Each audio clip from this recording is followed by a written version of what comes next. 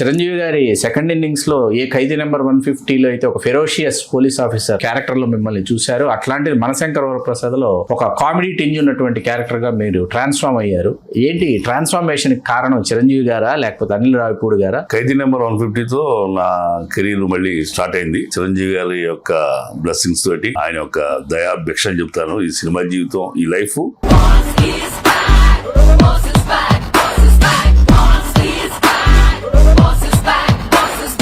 వీళ్ళ ఈ రెండు పార్టీలు కాకుండా ప్రజారాజ్యం పార్టీ వస్తే మనం బాగుపడతాం అనే కాన్సెప్ట్ తీసుకుని నేను సైతం ప్రజారాజ్యపు సేవకుడినై సేవ చేస్తాను. నాణ్యానికి బొమ్మ బొరుసు, సత్యం రాజుకి బాబు వయస్సు. రెడ్డి గారి పాలనలో ప్రాజెక్ట్ అన్ని మైటాస్ వశం, అడ్డదారి సంపాదనలో నేతలిద్దరూ పరవశం.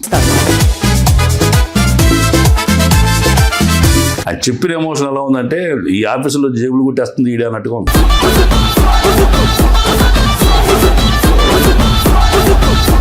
అసలు సినిమా రంగానికి, సినిమా పరిశ్రమకి రాక మునుపు నాగమహేష్ గారు ఎక్కడున్నారు, ఏం చేశారు? రియల్ ఎస్టేట్ లోనే ఒక ఏజెంట్ గా ప్లాట్ఫామ్ లో మొదలుపెట్టి అనుభవంతో ఒక ప్రైవేట్ లిమిటెడ్ కంపెనీ ఫ్లోట్ చేసి ఒక మేనేజింగ్ డైరెక్టర్ గా అప్పుడు కూర్చున్నా. ఇప్పుడు డైరెక్టర్స్ మేనేజ్ చేస్తా కూర్చున్నా.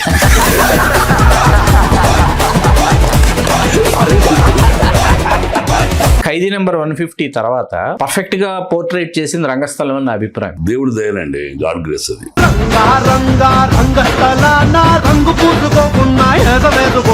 ప్రశాంత్ వర్మ ఎవరు సార్ అన్నది ఆయన అర్థమైపోయి పెద్ద పిచ్చనాకుల్లో. తర్వాత మీకు అంత గుర్తింపు తెచ్చింది అఖండ. అఖండ నో డౌట్.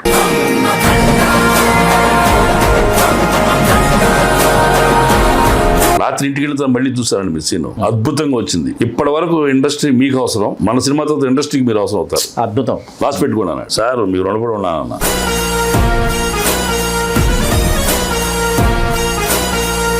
మీ సక్సెస్ ని మీ అర్థానికి చూసారా? ఏప్రిల్ 5వ తారీఖున ఫస్ట్ డే షూటింగ్ నాకు రంగస్థలం 4th నైట్ బస్సు బుక్ చేశారు. ఆవిడ 1వ తారీఖు చనిపోయింది. ఇద్దరు ఆడపిల్లలు, హాస్పిటల్ కోమాలో ఉంది. అప్పుడు 7 days 8 days వాళ్ళ అమ్మని చూసి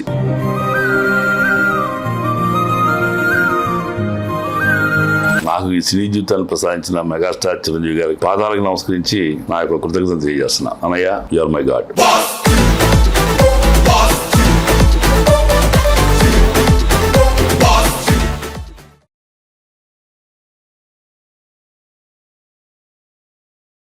తెలుగు రాజ్యం ప్రేక్షకులకి హృదయపూర్వక స్వాగతం. నేను మీ చిల్లగట్టు శ్రీకాంత్ కుమార్.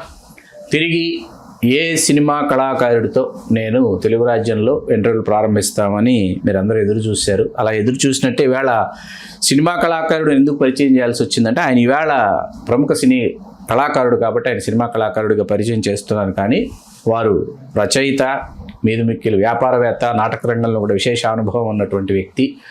అట్లాగే రాజకీయంగా కూడా చిరంజీవి గారికి చేదోడు వాదోడుగా క్రియాశీలకంగా పనిచేసినటువంటి వ్యక్తి. అంటే ఒక బహుముఖ ప్రజ్ఞాశాలిని మీకు ఇవాళ నేను పరిచయం చేయబోతున్నాను. ఆయనే వడ్డీ నాగమహేష్ గారు. నమస్కారం వడ్డీ నాగమహేష్ గారు. నమస్తే సార్. సార్, కోరిన వెంటనే స్టూడియోకి ఇచ్చేసినందుకు ముందుగా మీకు హృదయపూర్వక ధన్యవాదాలు. ఎందుకంటే మీకున్న బిజీ షెడ్యూల్లో మీరు టైంని మీరు అడ్జస్ట్ చేసుకుని రావడం ఎంత కష్టమో ఇవాళ నాకు తెలుసు. ఇవాళ ముందు మీ నేపథ్యం తెలుసుకునే ముందు మనం సంక్రాంతికి విడుదలైన మనశంకర్ వరప్రసాద్ కనీ విని ఎరుగని ఘన విజయం సాధించి చిరంజీవి గారి సినిమాలలోనే హైయెస్ట్ గ్రాసర్గా నిలబడింది. అందులో చిరంజీవి గారి సెకండ్ ఇన్నింగ్స్లో ఏ ఖైదీ నెంబర్ 150లో అయితే ఒక ఫెరోషియస్ పోలీస్ ఆఫీసర్ క్యారెక్టర్లో మిమ్మల్ని చూశారు, అట్లాంటిది మనశంకర్ వరప్రసాద్లో ఒక కామెడీ టింజ్ ఉన్నటువంటి క్యారెక్టర్గా మీరు ట్రాన్స్ఫార్మ్ అయ్యారు. ఏంటి ట్రాన్స్ఫార్మేషన్కి కారణం చిరంజీవి గారా లేకపోతే అనిల్ రావిపూడి గారా, లేకపోతే మీలో వాళ్ళు ఆ కోణాన్ని దర్శించారు? ఏంటి అసలు ఏం జరిగింది? దీంతో ప్రారంభిద్దాం ఇవాళ మనం. Thank you sir. మీ ఫస్ట్ టైం మీ తెలుగు రాజ్యంలో అవును మీరు పిలవడం ప్రివిలేజ్ గా భావిస్తాను సార్.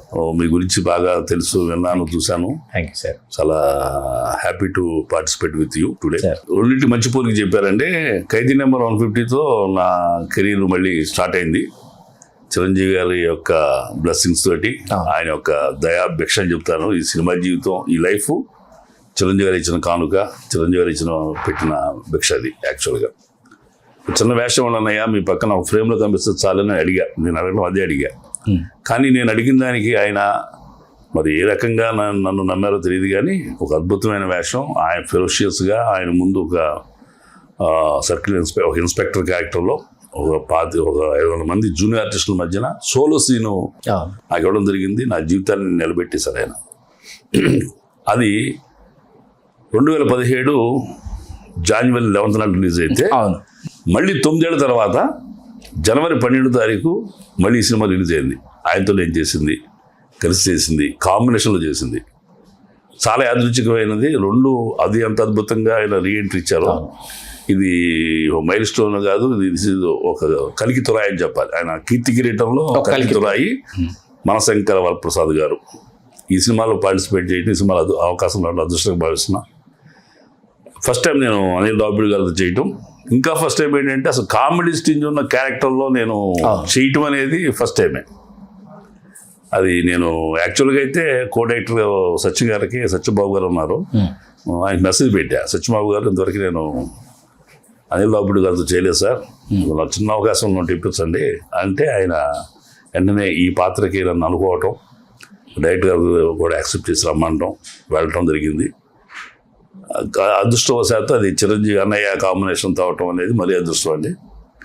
దానికి చేస్తున్నప్పుడు ఎదురు చెప్తున్నా, వెరీ ఫ్రాంక్, నేను ఇంత గొప్ప మైలేజ్ వస్తుందని కానీ అంత కామెడీగా వస్తుందని కూడా అనుకోవాలి. ఆ సీన్ అది థియేటర్ అద్భుతంగా పడింది. నాకు ఈ మధ్య కాలం అంటే ఒక 10 years అవుతుంది. అఖండ తర్వాత అంత రెస్పాన్స్గా నాకు ఫొటోస్ పంపించడం కానీ, నేను చేసిన సీన్ నాకు తిరిగి రావడం కానీ, కాల్స్ కానివ్వండి, ఈ సినిమాకి వచ్చినాయి.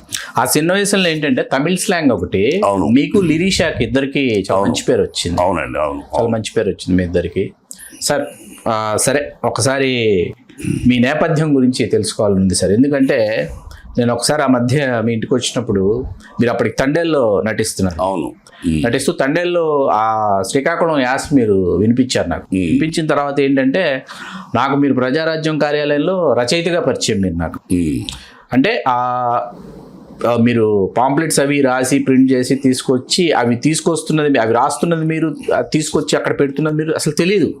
టోటల్గా ఒక కమ్యూనికేషన్ గ్యాప్. ఈయన ఎవరో వస్తున్నారు, పార్టీకి ఏదో ఈయన సేవ చేద్దామని అనుకుంటున్నారు, తిరుగుతున్నారు అనేటటువంటి ఆ దీంట్లో ఉండేవాళ్ళం.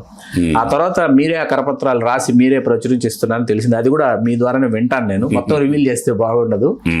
అలా అంటే ఒక రచయితగా అక్కడ మీరు పార్టీకి సంబంధించినటువంటి కొన్ని ఆ తర్వాత ప్రసార కార్యక్రమాల్లో మీరు పాల్గొనటం, పార్టీ తర్వాత ఓడిపోయిన తర్వాత కూడా మీరు ప్రయాణించారు. అవునండి. అలా మీతో పరిచయం ఉంది తప్ప ఈ కోణం తెలీదు, ఏది నటుడు అన్న కోణం తెలియదు. అవును, అది మీరు ఒక్కసారిగా ఖైదీ నెంబర్ 150తో అందరికీ ఒక్కసారిగా తెలిసిన తర్వాత మీ ఇంటికి వచ్చినప్పుడు శ్రీకాకుళం వ్యాస వినిపించిన తర్వాత అప్పుడు నాటకానుభవం ఉంది, నాటకరంగ కళాకారులతో కలిసి తిరిగారు, లేకపోతే రాదండి, సాధ్యం కాదు. అంటే మీరు సాధన చేయకపోతే రాదు అది అన్నది నాకు అర్థమైంది. అది ఎప్పుడు ఎక్కడ ఎలా జరిగింది? చిరంజీవి గారితో ప్రస్తావన ఏంటంటే ఆయన పాలిటిక్స్ లోకి ఎంటర్ అయిన తర్వాత ఆయన అభిమానిగా, ఆయన చిన్నప్పటి నుంచి ఆయన సినిమా ప్రాణం కలిగి కానించి ఆయన అంటూ ఉన్నాము. ఆయనకి ఏదో రకంగా ఉడతా సహాయం చేయాలి, ఉడతా భక్తి చేయాలి అనే ఉద్దేశంతో. బట్ నేనేమో పాలిటిక్స్ మీద పెద్ద ఇంట్రెస్ట్ లేదు, ప్లస్ ఆ రాజకీయాలు ఎదగాలని కోరిక అసలు ఎప్పుడూ లేదు, ఇప్పటికీ లేదు, రేపు కూడా రాదు. I'm not suitable to the politics. ఆయనకి ఎలా హెల్ప్ అవ్వాలి, నేను ఒక్కడిని ఏం చేయగలుగుతాను, 10 మంది మోసుకెళ్ళే కెపాసిటీ కూడా కాదు అని నాకు రచన వ్యాసంగం ఉంది. అప్పటికి నేను స్వాతిలో కథలు రాశాను, 15 కథలు దాకా స్వాతిలో ప్రింట్ అయినాయి. సో మనకున్న రచనతో ఆయనకి ఏమైనా హెల్ప్ అవుతుందా అని చెప్పి ఉద్దేశంతో స్టేట్మెంట్ లాగా ఇస్తే బాగోదు, ప్రోజుల్లో ఇస్తే బాగోదు అని చెప్పని ఏదో పాంప్లెట్ అంటే పొయిటరీ రూపేణ Congress party and TDP party చేసే అవినీతి గురించి చెప్పడానికి ఈ సాక్షి పేపర్, ఈనాడు పేపర్ చదివితే 2 విషయాలు తెలిసేవి. ఈ 2 పార్టీలు కాకుండా ప్రజారాజ్యం పార్టీ వస్తే మనం బాగుపడతాం అనే కాన్సెప్ట్ తీసుకుని ఈ పేపర్ చదివి ఆ పార్టీ మీద, ఆ పేపర్ చదివి ఈ పార్టీ మీద రాస్తా ఉన్నా. అది బాగా క్లిక్ అయ్యింది. అంటే చెప్పే ఇన్ఫర్మేషన్ అందరూ తెలిసిందే కానీ కొత్త మార్గంలో చెప్పడం చేత బాగా అట్రాక్ట్ అయ్యారు, పొయిటరీ కాబట్టి. మీకు ఒకటి చెప్తాను ఎగ్జాంపుల్గా. చెప్పండి సార్. సత్యం రామలింగరాజు గారు ఇష్యూ జరిగింది, పేపర్లో వచ్చిన న్యూసే నేను చెప్పి రాసింది. దానికి ఏం చేశానంటే బొమ్మ బొరుసు అంటే ఇళ్ళు పెట్టి, నాణ్యానికి బొమ్మ బొరుసు, సత్యం రాజుకి బాబు వయస్సు. రెడ్డి గారి పాలనలో ప్రాజెక్ట్ అన్ని మైటాస్ వశం, అడ్డదారి సంపాదనలో నేతలిద్దరూ పరవశం. మెట్రో రైలు అయినా మచిలీపట్నం పోర్ట్ అయినా అది మైటా సొత్తు. అధినేతలు ఎవరున్నా ఆర్డర్లు పట్టడమే అతి పెద్ద గమ్మత్తు. రాజుగారి దక్షిణమేస్తూ రక్షణనిచ్చిన కాసుల కాపరులు వారి అవినీతి సామ్రాజ్యానికి చట్టరీత్యా వారసులు. అద్భుతం. ఇలా ఇన్ఫర్మేషన్, తెలిసిన ఇన్ఫర్మేషన్ పొయిటిక్గా చెప్పడంతో నేను మెల్లగా జనాలకి ఆకర్షణీయమైంది. అది చదవడం మొదలెట్టారు. నేను చూస్తున్న రోజు ఒక్క 10,000 కాపీలు అండి. జస్ట్ నా 2,000 రూపాయలు బడ్జెట్. అప్పుడు ఒక్క పేపర్ కూడా కింద పడేది కాదు. అక్కడ వచ్చినంత అభిమానులు భద్రపరుచుని ఇంకోటి చూపించాలని తీసుకెళ్లే పరిస్థితి ఉండేది. ఈ మార్గం మీద కొత్తగా ఉంది, బాగానే క్లిక్ అవుతుందని చెప్పి అట్లా అజ్ఞాతంగా ఒక 6 నెలలు 7 నెలల పాటు 8 నెలల పాటు మంత్రికి 2-3 ఇష్యూస్, మార్కెట్లో వచ్చిన ఇష్యూస్ బట్టి రాస్తుండేవాడిని, పొయిటిక్గా చెప్పేవాడిని. అది బాగా ప్రాచుర్యం వచ్చినాయి. తర్వాత ఎలక్షన్స్ ముందు ఇంకా ఈ పాంప్లెట్ ఎలక్షన్ క్యాంపెయిన్ చేయటా కూడా టైం అయిపోయిన టైంలో లాస్ట్గా నా పేరు రివీల్ చేస్తూ చిరంజీవి గారికి ఇన్స్పిరేషన్గా అప్పటికి కొంత డ్యామేజ్ జరిగింది.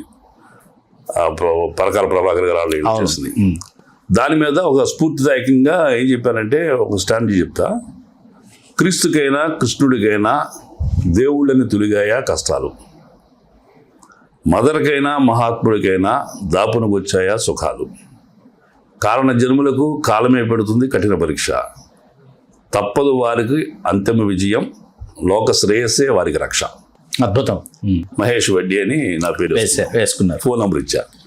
ఇక ఫోన్ మోడల్ పోయింది. అట్లా పెద్ద ఆయన ఫోన్ చేస్తే ఆయన్ని కలుద్దామని వెళ్ళా. నేను తెలుసు మహేష్ గా తెలుసు. నేనే సత్యాగ్రహిని. అప్పటిదాకా సత్యాగ్రహి పేరు మీద కరపత్రాలు పంపిణీ చేసి నేనే తెలీదు. నా ముందు వాళ్ళు మాట్లాడుతుంటే వింటూ ఉండేవాడిని, అజ్ఞాతంగా సైలెంట్గా వింటుండేవాడిని. ఆయన వెళ్ళి కలిసి సార్ ఫోన్ చేశారు. నేను చేయలేదు మహేష్ అన్నాడు. మీరు కదా సార్ నెంబర్ కొడితే ఆయన ఫోన్లో నా పేరు సత్యాగ్రహి పెట్టుకుని నువ్వా అని ఆశ్చర్యపోయాడు. ఇదిగో సార్ మీ పేరు అక్కడ సత్యాగ్రహి, నేనే అన్న. నాకే చేశారు ఫోన్, మీరు నాకే చేశారు, నేనే సత్యాగ్రహిని అని చెప్పి అట్లా రివీల్ చేశారు. అంటే బసవరాజు శ్రీనివాస్ గారు అని ఆయన కూడా ఉన్నారు, పాలిటిక్స్ ఇప్పుడు ఉన్నారు. ఆయనకి ఈయన ఉమామహేశ్వరరావు చెప్పటం, ఆ బసవరాజు గారు నన్ను తీసుకెళ్ళి చిరంజీవి గారు పరిచయం చేయటం. సార్ ఇతను సత్యాగ్రహితనే సార్ అని చెప్పని. అది చెప్పిన ఎమోషన్ ఎలా ఉందంటే ఈ ఆఫీసులో జేబులు కొట్టేస్తుంది ఈడే అన్నట్టుగా ఉంది. లాఠీ చార్జ్ కొంచెం లేటు. ఈయన సార్ సత్యాగ్రహి అలాంటి ఎమోషన్. ఆ ఎమోషన్ ఎలా క్యారీ అవుతుందంటే మొత్తం ఇక్కడ మొత్తం చాప చుట్టి తీసుకెళ్ళిపోతున్నది వీడే అన్నట్టుగా నేను గుర్తున్నా నేనే అంట. అలా చిరంజీవి గారితో నా పరిచయాలు పడింది. ఆ తర్వాత పార్టీకి కావాల్సిన కార్యక్రమాలు ఉంటే రాష్ట్రంలో చేస్తున్నాడు. అట్లాగా చిరంజీవి గారికి బాగా ఆయనతో ట్రావెల్ చేయటం 5-6 ఏళ్ళ పాటు ఆయనతో ఉన్నా. మళ్ళీ ఆయన రీఎంట్రీ ఇండస్ట్రీకి వస్తున్నప్పుడు ఓ రోజు లొకేషన్ ఆల్రెడీ సినిమా స్టార్ట్ అయిపోయింది. యాక్టర్ అనే అంబిషన్ లేదు నాకు, వెనక వ్యాపారాలు ఉన్నాయి. సరే షార్ట్లో ఆయనతో పాటు చేద్దాం, ఫ్రేమ్లో కనిపిద్దాం అనే ఉద్దేశంతో వెళ్ళి అడిగా, అన్నయ్య ఆర్టిస్ట్ ట్రై చేస్తాను, చిన్న అవకాశం ఇవ్వండి, మీ పక్కన ఓ ఫ్రేమ్లో చాలన్నా. కానీ భగవంతుడు విధి లేదన్నట్టుగా ఆయన మనసులో ఎలా నాటుకుపోయింది దగ్గర మాట అడిగిన తీరు, ఆయన ఒక భవిష్యత్తుని ఒక జీవితాన్ని ఇచ్చారండి. అంతే. నేను ఇంకొక బొమ్మ బస్ అయిపోయింది అంతే. ఒక చిన్న పాత్ర అడిగితే ఆయన అక్షయ పాత్ర ఇచ్చారు.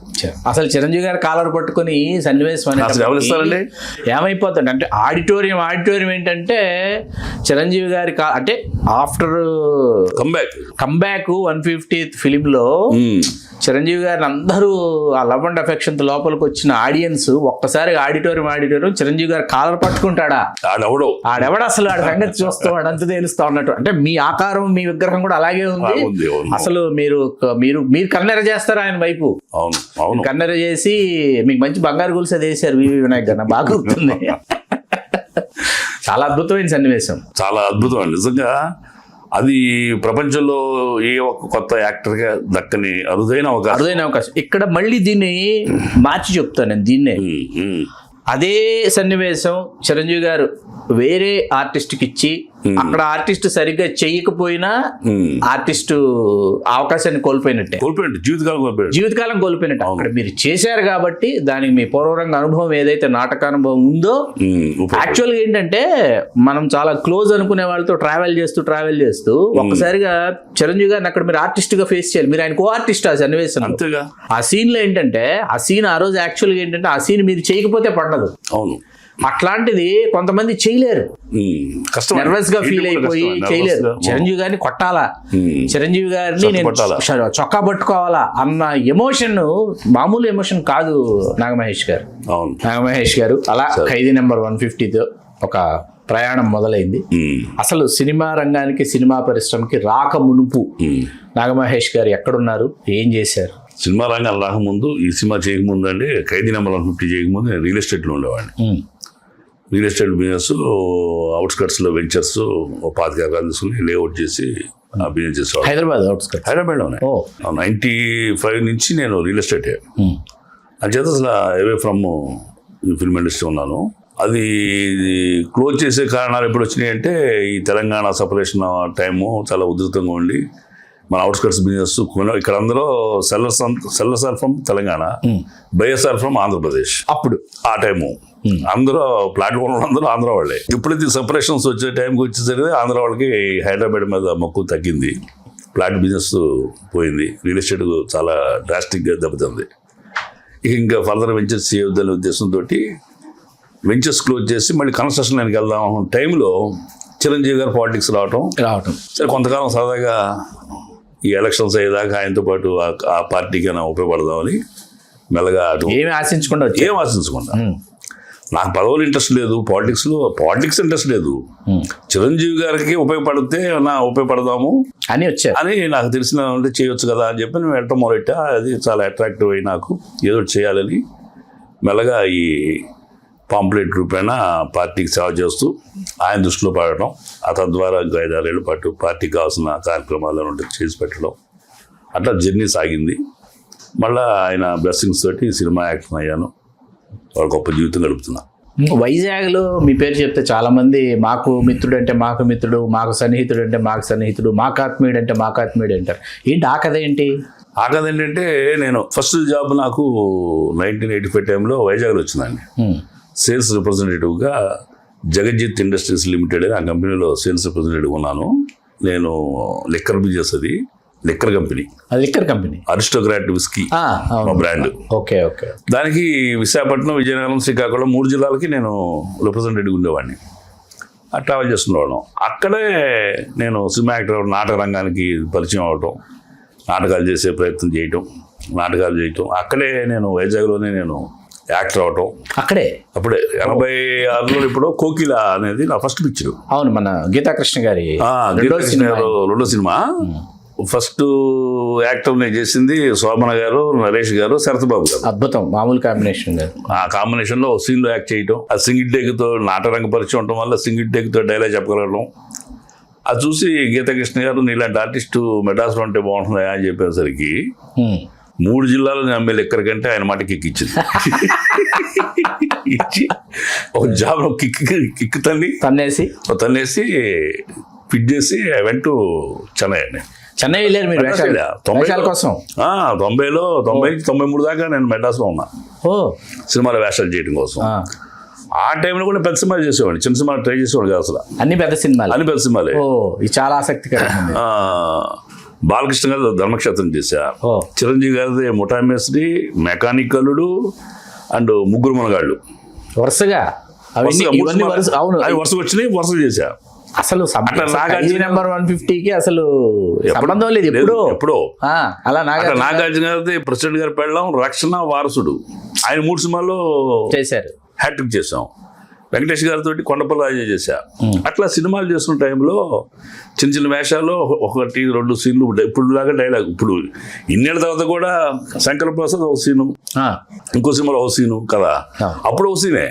కొన్ని సినిమాలు కంటిన్యూటీగా ఉండి గోండా పాత్రలు ఏం చేస్తుండేవాళ్ళం. ధర్మక్షేత్రం అట్లాగా అది కంటిన్యూటీ ఉండేది.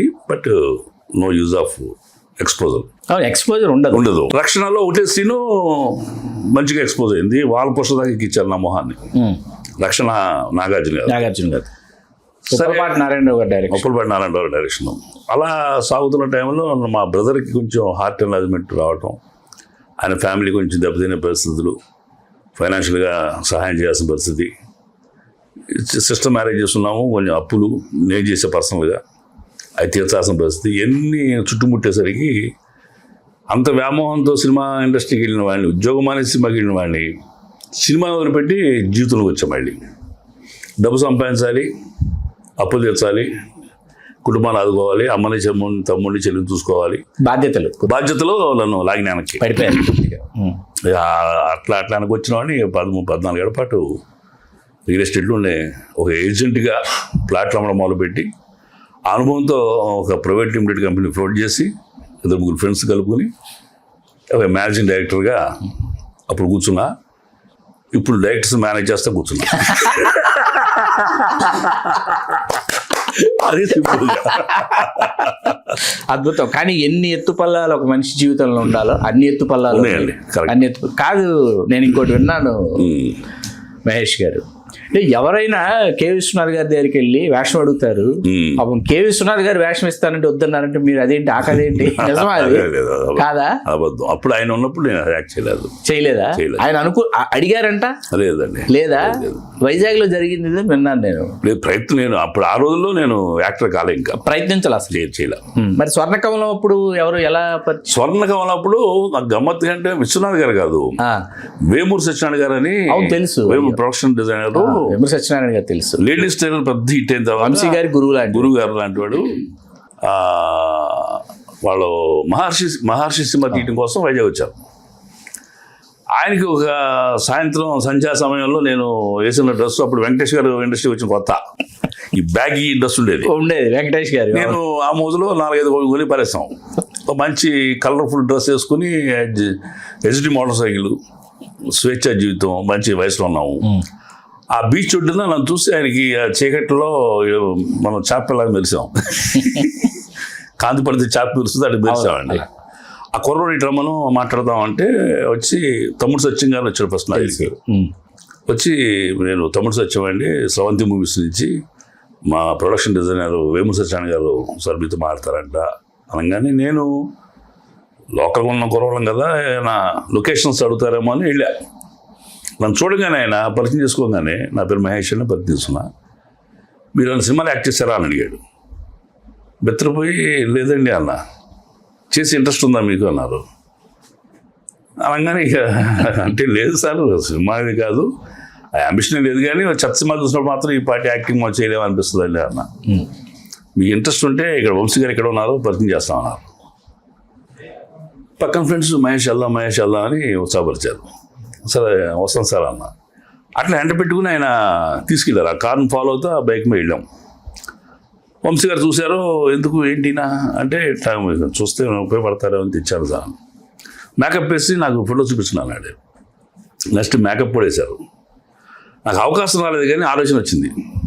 ఎంతో అందంగా ఉన్నాను, ఒక పక్క చూస్తే రాజశేఖర్ లాగా, ఇటు చూస్తే కమల్ హాసన్ లాగా రకరకాలుగా కనిపిస్తున్నా. మీకు అనిపిస్తుంది మేకప్ వేస్తే ఎంత మార్పు వస్తుందా అనేది ఉంది. చాలా మార్పు వచ్చింది, చాలా బాగా ఆశ్చర్యం వేసింది. ఇక నేను మా ఫ్రెండ్ సర్కిల్లో స్టార్ అయిపోతారు కాబోయే స్టార్, సినిమా ఇండస్ట్రీకి నేనే స్టార్ వెళ్ళబోతున్నాను వెళ్ళి అనేసరికి అక్కడి నుంచి ఇక వైజాగ్ వచ్చినా ఏ సినిమా కంపెనీ వచ్చినా సరే నా ఫ్రెండ్స్ నాకు మెసేజ్ వచ్చేవాడు, మహేష్ ద్రోణరాజు సత్యనారాయణ గారి గెస్ట్ హౌస్లో ఆడొచ్చారంట అని. అట్లా రఘు గారు, కళ్ళు రఘు, స్వర్ణకమలానికి విశ్వనాథ్ గారు వచ్చారు. వస్తే కలవటానికి ట్రై చేసినాం కానీ అవకాశం రాలా. రఘు గారు అయితే వచ్చి మాట్లాడాడు. ఆయన గెస్ట్ హౌస్కి వెళ్తే ఆయన ఏమన్నారంటే, ఆల్రెడీ నేను ఆయన కళ్ళు తీయటానికి వచ్చారు. ఎంవి రఘు గారు శివాజీ రాజా హీరో దాంట్లో. ఆల్రెడీ అందరూ మేము ఇక్కడ వర్క్షాప్ కూడా పెట్టేసాము, 20 days నుంచి ఇక్కడ ఉన్నాము, ముందు వచ్చిండే వేషం వచ్చేది మీకు చెప్పుకున్నవాడిని, మీ పర్సనాలిటీ బాగుంది, మీ వాయిస్ కూడా బాగుంది, మీరు నాటక రంగ అనుభవం ఉందా మీకు అని అడిగాడు ఆయన. లేదు సార్ అన్న. ఉంటే బాగుంటుంది, అది కూడా చూడిపోయారా, ట్రై చేయపోయారు. లోపు ఇక్కడ ఆల్రెడీ జంజాల్ గారు, వంశీ గారు అంత వస్తుంటారు కదా, మీకు ఛాన్సులు వస్తాయి, మీకు ట్రై చేయండి అని ఆయన ఒక కొత్త మార్గం చెప్పారు. ఇప్పుడు వైజాగ్లో అసలు నాటక రంగం ఎక్కడ ఉందో నాకు తెలియదు, దాన్ని అయిపోయేదే తెలియదు. ఒకసారి ఇట్లాగే స్వర్ణకామలం గెస్ట్ హౌస్ దగ్గర విశ్వనగర్ ఉన్నారు. నా ఫ్రెండ్ ఆ కంపెనీ కార్ పెట్టాడు. ఆ కలెక్షన్ కోసం వెళ్ళినప్పుడు లాన్ కూర్చున్నాం. అక్కడ కేసీ సాయి గారు అని ఆయన ఒక సీనియర్ మోస్ట్ స్టేజ్ డైరెక్టర్. ఆయన ఆ సినిమా యాక్ట్ చేస్తానికి వచ్చాడు. ఆయన మీరు మెడ్రాస్ నుంచి వచ్చారా అని అడిగాడు. ఆయన ప్రకటించాడు, మిమ్మల్నే మీరు మెడ్రాస్ నుంచి వచ్చారా అన్నాడు. ఎందుకంటే అప్పుడు క్లీన్ చదువుతుండేవాడి, బ్యాగీ బనీన్లు, జీన్ ప్యాంట్లు హడావిడి ఉండేది. ఇప్పుడు జీన్స్ అండ్ జీన్స్ లోనే అవును, ముందు నుంచి కొంచెం స్టైలిష్గా అనగానే లేదు సార్ అన్న, మరి రెగ్యులర్గా కనిపిస్తున్నారు గెస్ట్ హౌస్లో అన్నారు.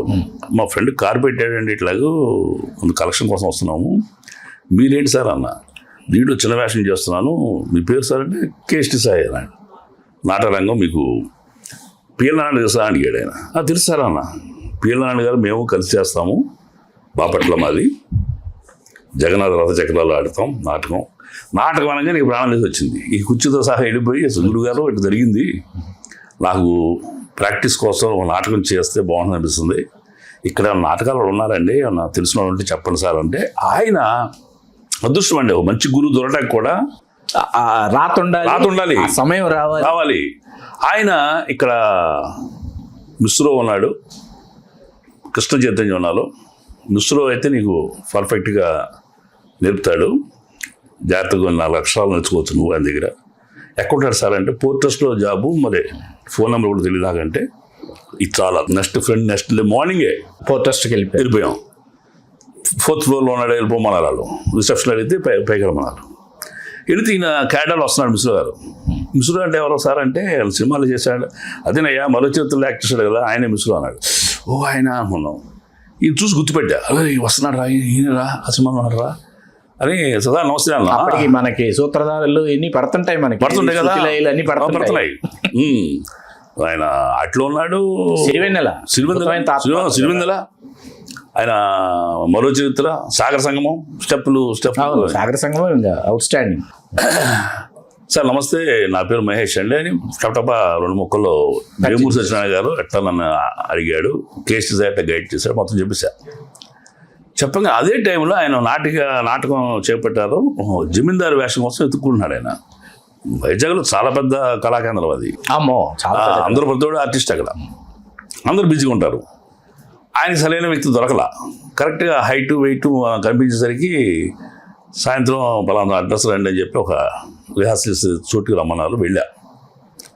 అక్కడ పరిచయం సెకండ్ వ్యక్తి మన వైజాగ్ ప్రసాద్ గారు. వైజాగ్ ప్రసాద్ దాంట్లో లీడ్ రోలు. భలే పెళ్ళి అన్న నాటకం అయితే ఆయన పరిచయం చేసి ఇట్లాగా సాయి పంపించారంటే కేఎస్టీ సాయి గారు పంపించారు, ఇతనికి ఎవరో ప్రొడ్యూసర్ ఆఫర్ ఇచ్చారంట, 6 నెలలు ట్రైనింగ్ ఇస్తారంటే వచ్చాడు. ట్రైనింగ్ కాదు ఈ సినిమాలో అంటే, దీంట్లో నాటకంలో వేషం ఇద్దాం అనుకున్నాను, మీకైనా స్టేజ్ ఎక్స్పీరియన్స్ ఉందా అని ఆయన అడిగాడు. లేదు సార్, జీవితంలో ఇప్పుడు ఎక్కలేదు అన్న. సార్ మనం అసలు అనుభవం లేదంట అని వైజాగ్ ప్రసాద్ అంటాం జరిగింది. అంటే అలా చూద్దామండి, నన్ను పట్టుకుంటే లాక్కెళ్దాం లేదా వదిలేద్దాం అని నా ముందే ఆయన చెప్పాడు. అయ్యా మీకు నెల్లూరు స్లాంగ్ తెలుసా అడిగాడు మిశ్రో గారు. సార్ నెల్లూరు స్లాంగ్ ఇది అని నాకు తెలియదండి, కానీ ఇక్కడ black dab bar and restaurant owner నాతో మాట్లాడే విధానం ఇమిటేట్ చేస్తారు మీకు అన్న. చెప్పండి అన్నాడు. నాది లిక్కర్ కంపెనీ కదా, అక్కడ జగదాంబ బిల్డింగ్ లో ఉండేది అది బ్లాక్ డాబ్ బార్ రెస్టారెంట్ అని. నెల్లూరు అయినా వేణుగోపాల్ రెడ్డి. ఏందయ్యా మహేష్, ఆర్డర్ పట్టు పోయినావు, అది సప్లై చేయలేదు, ఎప్పుడు ఇస్తావయ్యా అందరూ అడుగుతున్నారు ఆయన ఏసీ విస్కే పంపించదు బేగ అంటే చెప్పాడు ఆయన. ఇట్లా చెప్పేసా గురుగారికి. ఉందండి విషయం ఉంది దగ్గర అన్నట్టుగా ఇలా ముచ్చటపడ్డారు. అట్లా ఓ మంచి ముహూర్తం చూసి కొబ్బరి గోళ్ళు ఇచ్చి బొట్టు పెట్టి నాతో డైలాగ్ నేర్పించడం మొదలెట్టారు. ఫస్ట్ ప్రదర్శన ఒక 3 months రోజు రిహార్సల్స్ ఉండేవి. ఇక కిక్ ఇచ్చిందండి, అది నడన కిక్ ఇచ్చింది.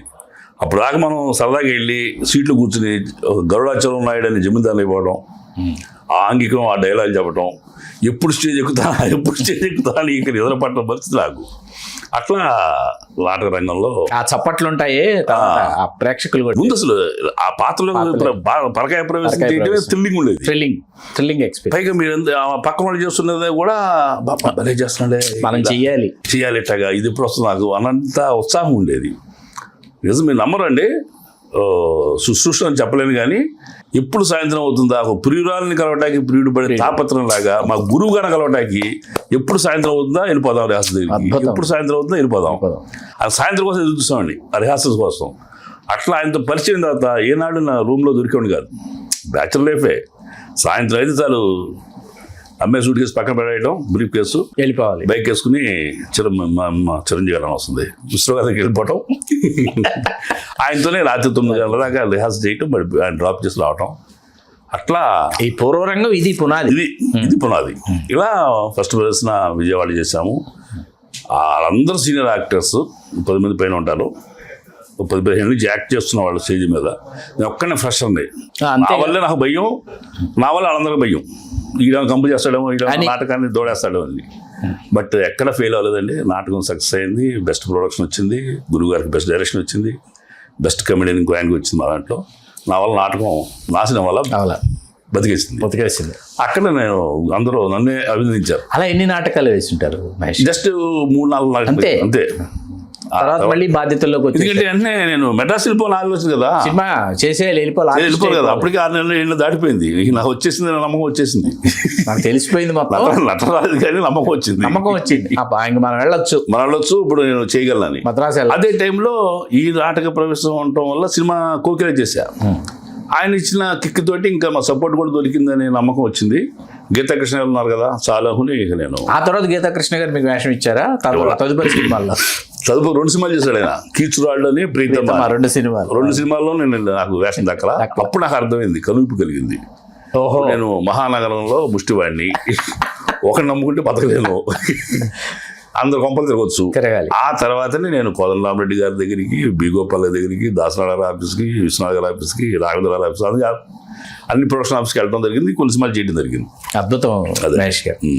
నాకు తెలిసి ఖైదీ నెంబర్ 150 తర్వాత అది మీకు పరిచయం, క్యాన్వాస్ మీదకి మిమ్మల్ని తీసుకొచ్చింది. కానీ మిమ్మల్ని పర్ఫెక్ట్ గా పోర్ట్రేట్ చేసింది రంగస్థలం అని నా అభిప్రాయం. ఎందుకంటే అసలు Rangasthalam number of scenes, Ram Charan, Samantha, పైగా మీకు సుకుమార్ గారి డైరెక్షన్ లో, అసలు అది ఎలా జరిగింది? అసలు దేవుడి దయనండి, గాడ్ గ్రేస్. అది నిజంగా డెస్టినీ అట్లాగో తీసుకెళ్ళింది. నేను ఫ్రాంక్ చెప్తున్నా, ఖైదీ నెంబర్ 150లో కూడా తర్వాత సినిమా యాక్టర్ అవ్వాలనుకోలే మీరు, చేయాలనుకున్నాం. ఫ్రేమ్ లో నేను చేసే సినిమాలు చెప్పుకోవటానికి ఉంటుందని చెప్పేది. ఆఫ్టర్ లాంగ్ టైం కరెక్ట్గా నాకు January 11th రిలీజ్ అయింది 2017. నాకు first week off February call వచ్చింది, మైత్రి మూవీస్ నుంచి మాట్లాడుతున్నామండి, సుకుమార్ గారు అసోసియేట్ మాట్లాడుతున్నాను సార్, డైరెక్టర్ గారు మీతో మాట్లాడాలంట, కలుస్తారా వచ్చి? వస్తానండి అని చెప్పాను. వెళ్ళేసరికి వాళ్ళు చెప్పారు, ఖైదీ నెంబర్ 150 చూసి డైరెక్టర్ గారు అడిగారు, అసలు మీరు ఎవరు ఏంటి, ఎవరు రాడని చెప్పని, నల్లగా ఎత్తుగా అసలు చెప్పకూడదు దులపతిలో ఉన్నాడు అన్నట్టుగా అభిప్రాయంతో ఉన్నారు వాళ్ళు. తమిళ్ కూడా మలయాళం కూడా అది ఇట్లా చూడగానే తమిళ్ కట్అవుట్ అన్నది వచ్చేస్తాడు. ఎందుకంటే కొంచెం బ్లాక్ షేడ్స్ ఉండేది, మామూలు ట్యాన్ అయి ఉండేది. ఎవడీడు అనేది ఉంది. అందుకనే మీరు తమిళ వాడా మలయాళం అని చెప్పి అనుకున్నాము. తర్వాత ఆఫీస్కి ఫోన్ చేస్తే తెలుగు వాడు అని చెప్పారు. సార్ డైరెక్ట్ గారు పిలిపిస్తున్నట్టు వచ్చారు, లోపలికి బాగా అని చెప్పి తీసుకెళ్ళారు. లోపలికి వెళ్ళిన తర్వాత ఆయన నన్ను చూడంగానే గొప్ప విషయం, నిజంగా నాకు చనువు పెరగటానికి ఆయన లేచి నిలబడ్డారండి. సుకుమార్ గారు ఆయన మీద చాలా గౌరవం ఉంది. ఆర్య చూసాము ఆయన అప్పటికే, అంతేగా 100% ఆయన చూశాను. ఆయన అయిపోయినాయి, నేను ఆయన దగ్గర వెళ్ళేసరికి అన్నీ అయిపోయినాయి. ఆయన మేధస్సు తెలుసు, ఆయన ఇది తెలుసు. ఆయన లేచి గౌరవంగా లేచేసరికి నిజంగా ఒక ప్రకాష్ రాజు గారు వస్తే అంత రెస్పెక్ట్ ఇస్తారో అంత రెస్పెక్ట్ ఇచ్చినట్టు నాకు అనిపించింది. నేను నమస్కారం పెట్టగానే ఆయన టెక్కన లేచి నిలబడేసరికి నాకు చాలా చనువు వచ్చేసింది ఆయన దగ్గర. That is Sukumar. నిజమే, గ్రేట్. ఆయన కూర్చోగానే అడిగిన ప్రశ్న ఏంటంటే, మీరు ఖైదీ నెంబర్ 150 చేశారు కదండి? అవును. మీరు ఎక్కడండి మీది అడిగారు. 5 నిమిషాల్లో 40 వయసు చెప్పేశారు. చదువుకుంది ఎక్కడ, పుట్టింది ఎక్కడ, పెరిగింది ఎక్కడ. 150లో చేశారు కదా, అది మీకు ఎలా వచ్చింది అవకాశం? డైరెక్టర్ గారు పరిచయం అన్నారు. కాదండి, చిరంజీవి గారు పరిచయం. చిరంజీవి గారు ఎలా పరిచయం? ఇలా ఆయన మీకంటే ఎక్కువ ఇంట్రెస్ట్గా ఆయన ఇంటర్వ్యూ చేశారు. ఒక 1 గంటల పైన మాట్లాడారు ఆయనతోటి. మొత్తం డీటెయిలింగ్లో ఈ ఇంటరాక్షన్లో నేను రైటర్నని, స్వాతి కథలు రాశానని, చిరంజీవి గారు పార్టీ పొలిటికల్ ఆఫీస్లో పొలిటికల్ కెరీర్లో ఆయన తోడున్నానని అన్ని రకాలుగా నా గురించి తెలిసిపోయింది ఆయనకి. ఇంకేమన్నా తెలుసుకోవాలని ఉందా సార్ అని చెప్పాల్సింది ఉందా అంటే ఏం లేదండి, ఖైదీ నెంబర్ 150 మొత్తం చెప్పేసింది అన్నాడు. ఇదే డైలాగ్ వాడారు, ఖైదీ నెంబర్ 150 మొత్తం చెప్పేసింది నాకు. టక్కన వేసినప్పుడు దాన్ని పెట్టా, సార్ నా హంబుల్ రిక్వెస్ట్, ఖైదీ నెంబర్ 150లో ఎంత స్క్రీన్ స్పేస్ అయితే ఉందో నాకు అంతే టైము అంతే డ్యూరేషన్ నాకు ఇవ్వండి, ఈ రంగస్థలం ఇవ్వండి. I will try to steal your heart అన్న. అంత మాట ధైర్యం అంటకి ఇండస్ట్రీ మనిషిని కాను గాడ్ ఫాదర్స్ ఎవరు లేరు. మళ్ళీ చిరంజీవి గారు అవ్వాలని కోరిక లేదు. చిరంజీవి గారి తదుపరి సినిమాలో చెప్పించుకోవడానికి లేకపోతే వేరే సినిమాలు చెప్పండి అన్నయ్య అన్నారనుకో, చిరంజీవి గారితో కూడా అంత ధైర్యం వెళ్ళి అడగలేను. ఇచ్చారో సక్సెస్ అయ్యింది, ఇప్పుడు ఫెయిల్ అయితే ఇంకొక ఛాన్స్ అనవచ్చు, ఇంకొక ముష్టెత్తవచ్చు. అయ్యా ఇంకేంటో చేసే మీ జీవితాశయాల్లో ఒకటి నా పక్కన నటించాలి అయిపోయింది. పైగా మంచి సన్నివేశం పేరు వచ్చింది, పైగా అసలు అవకాశం రాదు, అలాంటి అవకాశం ఇచ్చారు చిరంజీవి గారు, అది కూడా సక్సెస్ అయింది. తద్వారా వచ్చిన కాన్సిక్వెన్సెస్ కాల్ ఫ్రమ్ సుకుమార్ గారు ఇదే మాట అన్నాడండి, I will try to steal your heart అన్న. చూద్దామండి అన్నారు. అలా నన్ను యాక్చువల్గా తర్వాత తెలిసిన ఇన్ఫర్మేషన్ ఏంటంటే, నన్ను రంగస్థలంలో రామ్ చరణ్ మ్యాన్ హ్యాండిల్ చేసే ఒక పోలీస్ ఇన్స్పెక్టర్ క్యారెక్టర్కి ఆయన సుకుమార్ గారు అనుకున్నారు. ఆ సీన్ ఉంటుందిగా, ఉంది సినిమాలో ఉంది. అవును, దానికే అనుకున్నారు అంటే వాళ్ళ ఫాదర్ని ఇటు కొడుకుని మ్యాన్ హ్యాండిల్ చేసిన మెగా ఫ్యామిలీని మ్యాన్ హ్యాండిల్ చేసిన దుర్మార్గుడు ఈ ఇన్స్పెక్టర్ ఈడే లేబులేద్దాం.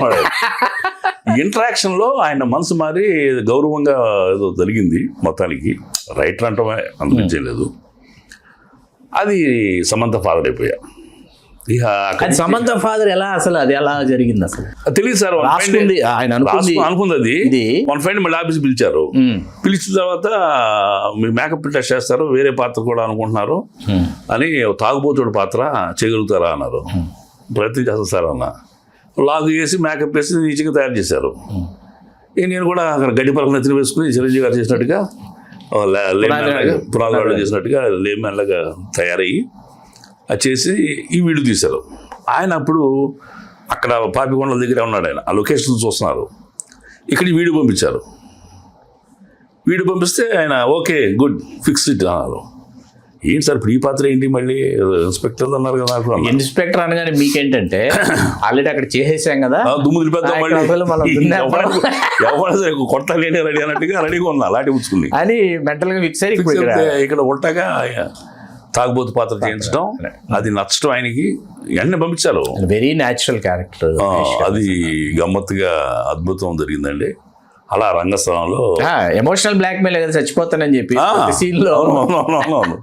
గమ్మత్ ఏంటంటే ఆ సినిమాలు ప్రతి సీన్లోనూ హీరో హీరోయిన్స్ ఉన్నారు మీకు. నైట్ నిద్రపోతున్నప్పుడు దొంగసాడికి వచ్చినప్పుడు ఇద్దరిని కలిపి ఉంటుంది. ఊరు పంచాయతీలు అందరూ ఉన్నారు. నేను ఇప్పుడు కూతురు పెళ్లి చేద్దామని వచ్చి చెడగొడతాడు హీరో. మళ్ళీ నిన్న విత్డ్రా చేసుకోమనరా అప్పుడు వస్తాను ఆయనతో డైలాగ్. అంత స్క్రీన్ స్పేస్ అనేది అసలు గొప్ప క్యారెక్టర్. మీకు గుర్తుందో లేదు, సినిమా రిలీజ్ అయిన తర్వాత కృష్ణవంశీ గారు సుకుమార్ గారు ఒక ఇంటర్వ్యూ పెట్టుకున్నారు రంగస్థలం సంబంధించి. మీకు తెలుసా ఇది? తెలీదు. కృష్ణవంశీ గారు సుకుమార్ గారిని ఇంటర్వ్యూ చేస్తారు రంగస్థలానికి సంబంధించి. కృష్ణవంశీ గారి నంబర్ ఆఫ్ క్వశ్చన్స్ లో ఆ సమంత ఫాదర్ తాగుబోతుండే ఎక్కడ పట్టుకొచ్చావని అడిగారు. ఇది సినిమా సక్సెస్ జరుగుతున్నప్పుడు ఒక ఇంటర్వ్యూ జరిగింది, కృష్ణవంశీ గారు క్వశ్చన్ చేశారు సుకుమార్ గారు. అట్లా అది భగవంతుడు నిజంగా ఆ సమయానికి. ఈ రెండిట్లో నా ప్రమేయం లేదు. ఫస్ట్ దాంట్లో ఆశ లేదు, అసలు భవిష్యత్తు ఆలోచన అసలు అంతకన్నా లేదు. ఇది ఊహించకుండా వచ్చి అప్పుడు నేను డిసైడ్ అయ్యా. సుకుమార్ గారు ఫిబ్రవరి ఫస్ట్ వీక్లో నాతో మాట్లాడినప్పుడు ఈ సినిమాలో వేషం అన్నప్పుడు, తర్వాత ఫర్దర్గా సమంత ఫాదర్ అన్నప్పుడు నా లైఫ్ ఏంటి ఇట్లా వచ్చేసింది, ఫ్లడ్లా వచ్చింది అంతే. చిరంజీవి గారు ఆ వేషం కూడా అద్భుతం, ఈ చరిత్రలో ఎక్కడ జరగదు. అంత పెద్ద స్టార్ని ఒక కొత్త వాడు ఎక్కడ పరిచయం లేని వాడు వచ్చి గప్పిక్కడ షర్టు పట్టుకునే వేషం మామూలు విషయం. ఒక 500 మంది జూనియర్ ఆర్టిస్ట్ మధ్యన చేయాలి చేస్తాడో తెలియదు ఆయనకి. ఎలా నమ్మించారు అనేది ఇప్పటికీ నాకు $1 మిలియన్ వచ్చినది. ఆ వేషం ఆయన ఇవ్వటం, అది చూసి ఇంప్రెస్ అయ్యి సుకుమార్ గారు లాంటి జీనియస్ పిలిచి ఈయన పిలవటం, ఇదంతా కూడా మరి అద్భుతంగా ఏంటంటే రాసిపెట్టి ఉంది. అంతే ఈ సినిమాలో ఒక ఎత్తు అయితే నేను మీ ఇంటికి మా అమ్మాయిని కూడా తీసుకుని వచ్చాను. వచ్చినప్పుడు మా అమ్మాయి ఏజ్ గ్రూప్ వాళ్ళు జాంబిరెడ్డికి కనెక్ట్ అయ్యారు. అవును, జాంబిరెడ్డి మీకు చాలా హెల్ప్ చేసింది సినిమా. అవును సార్, అవును. అంటే అది మామూలు వేషం కదా, అది కూడా త్రోట్ క్యారెక్టర్. అది అవును, మెయిన్ విలన్ త్రోట్ క్యారెక్టర్ అసలు అద్భుతం. అసలు జాంబిరెడ్డిలో ఎలా అసలు అది జరిగింది? అదొక గమ్మత్తైన దైవ ఘటనే. ఎన్ని దైవ ఘటనలు చెప్తున్నా మీకు. అంతే. నేను నా ఇంట్లో ఆరాముగా పడుకున్నప్పుడు ఫోన్ కాల్ వచ్చిందండి. కోడెక్టర్ విజయ్ గారని ప్రశాంత్ వర్మకి.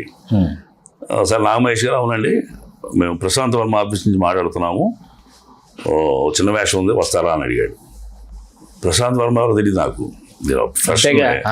ప్రశాంత్ వర్మ గారు ఎవరు సార్ అని అడిగా. అప్పుడు ఆయన అర్థమైపోయి పెద్ద పిచ్చనాకుడులో ఉన్నాడు అని. రెగ్యులర్ సినిమా అర్థమైపోయింది. మీరు ఆ సినిమా చూసారా అన్నారు.